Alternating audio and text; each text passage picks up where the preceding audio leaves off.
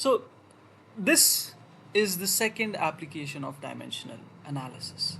We can analyze formulae and check their validity, whether the formula is correct or not. So it's practical application for you, for the students who are appearing for exams and who get MCQs. So there you have 3 to 4 options, right? Now, without even knowing the exact science behind the question, you can at least eliminate 1 or 2 options just by checking their dimensional validity. How to do that? That's what we are going to learn. So, in this part, we are going to learn how can we check dimensional consistency of a given equation using dimensional analysis. I hope all of us are aware of this formula. S equals ut plus half at square. Yeah, it's kinematic equation for one-dimensional motion. S represents the distance. Now, distance is equal to something plus something else.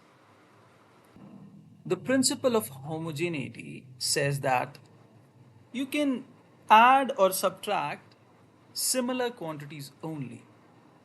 You cannot add or subtract dissimilar quantities. For example, you cannot add volume to mass.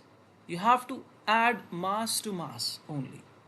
So if this is distance, this should also represent distance, and this should also represent distance. That's what the principle of homogeneity says. So this principle of homogeneity allows us to check the dimensional consistency of a given equation. Can we check if the second term here, that means this ut, check the dimension of this quantity. What is it coming out to be? Ut, where u is the velocity, t is the time. We know the unit of velocity or the dimension of velocity is lt minus 1, isn't it? This is the dimension of velocity. For time, it's just t. If you are multiplying this, you're getting L, that's it, t minus 1 plus 1, t to the power 0. So dimension of this term, this circled term is L. Dimension of distance also is L. So at least the second term is consistent. Let's try the third term. Is it consistent?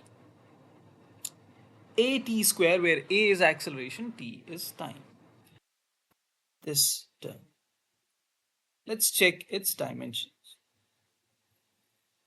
So at square. What are the dimensions of a? The dimensions of a, or the acceleration, is, see, the unit of acceleration is meter per second square. So lt minus 2, that's the dimension of acceleration. And it's time square, so t square, that's the dimension of time square. So what you get is L t to the power 0. That means directly L. So this is also L. L is equal to L plus L. So you see that distance, when added to distance, gives us distance. We say that such formulae are dimensionally consistent. If I give you a different looking formula, if I give you a formula which looks like this, S equals ut plus half at. Is this dimensionally consistent? You would find no, because the third term here, this term, this does not have the dimension of length, does not have the same dimension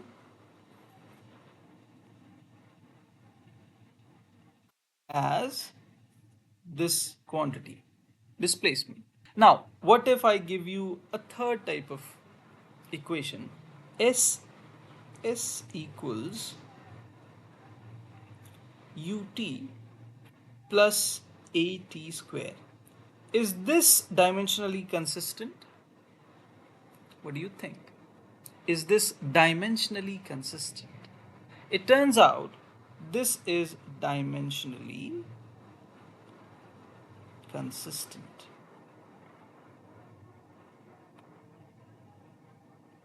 So, dimensional consistency or dimensional accuracy doesn't guarantee the accuracy of the equation.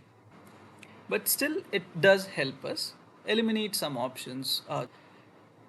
Why is this also coming out to be dimensionally consistent and this also coming out to be dimensionally consistent? Why? It's because numbers have no dimension. So there is no way to find out whether there is some number here or here. Okay, there's no way to find that out. That's why dimensional consistency doesn't guarantee the accuracy of an equation. All right. Moving on, let's try some questions that have appeared in previous years from this topic. This appeared in 2004, as you can see. Pressure depends on distance as this expression. The expression is given to us. Alpha, Z, K, theta. We have information about all these quantities.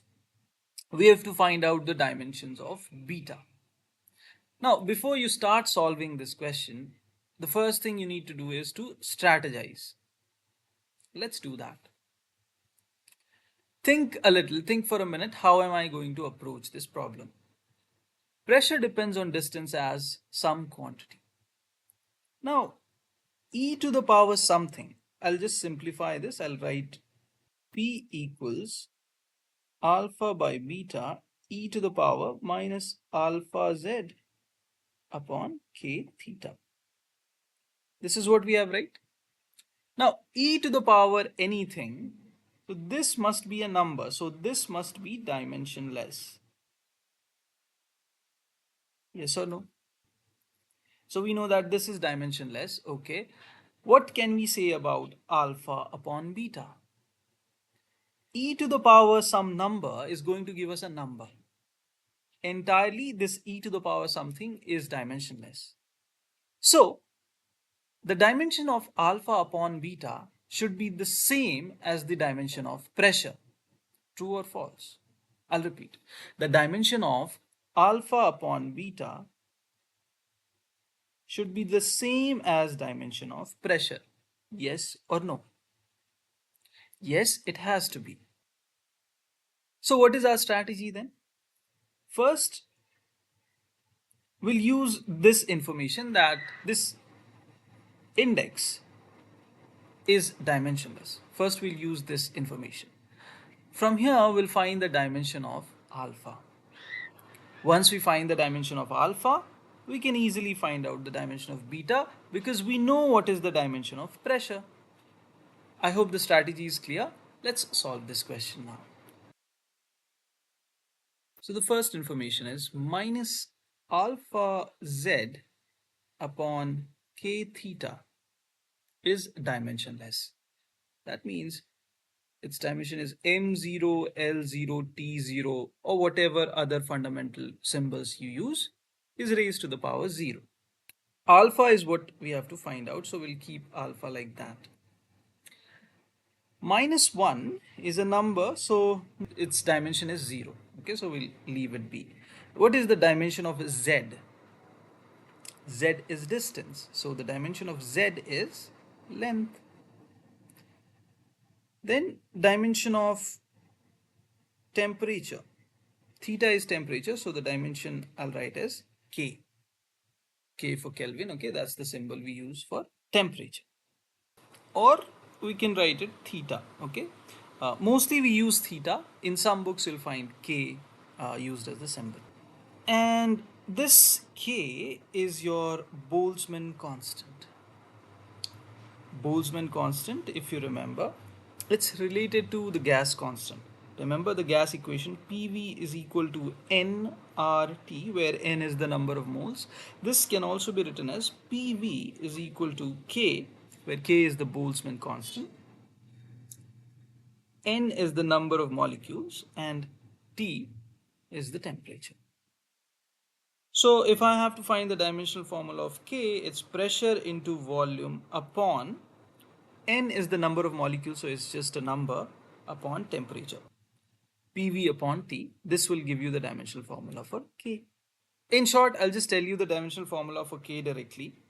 The dimensional formula for K is, it's m to the power 1, L to the power 2, T to the power minus 2, and K to the power minus 1.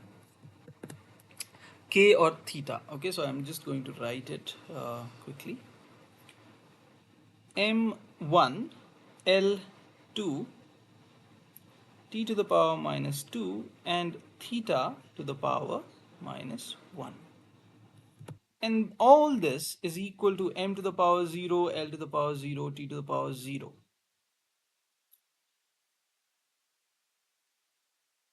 So we have to find the dimension of alpha. We'll equate the LHS to the RHS. Alpha m to the power minus 1, theta to the power 1 and theta to the power minus 1 gets cancelled.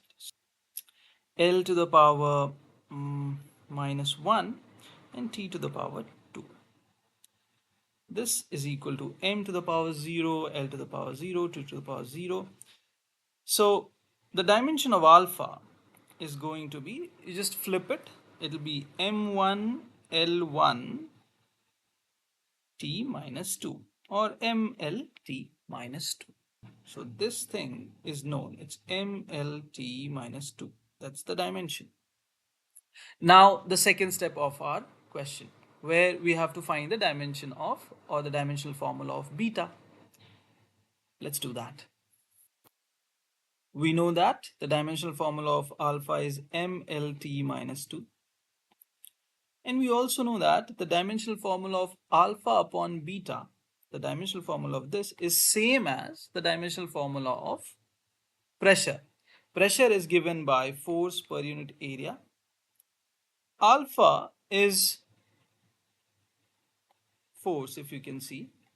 So from here we can directly say that beta must be the same as area, or beta must have the same dimension as area. That's one way to go about it. So this would be the answer. A second way is to go step by step. So we'll do that also. Dimensional formula of pressure is the same as dimensional formula of alpha by beta. The dimensional formula of pressure is force per unit area. So ml t minus 2 upon the area, which is L square. This thing must be equal to alpha, we know, mlt minus 2 upon whatever is the dimension of beta. So I'll keep it like this for now, dimension of beta. Okay, so beta, the dimension of beta is same as L square, or you can write it as m0 L2 t0, which is this.